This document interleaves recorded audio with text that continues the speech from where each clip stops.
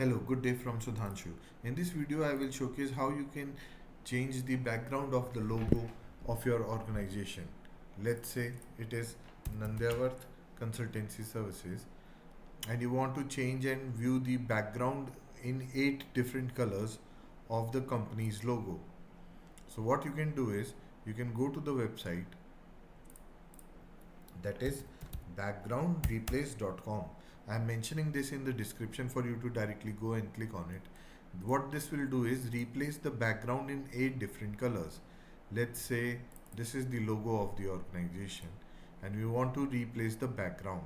So simply upload it from your computer and it will change the background of the logo into 8 different colors. It is built on Gemini. So I'm mentioning the description of the URL in the description of this video. So you can directly go and click on it. It will generate 8 images, 8 different solid colors.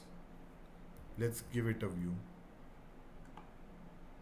Image can be JPG or PNG. Here it is.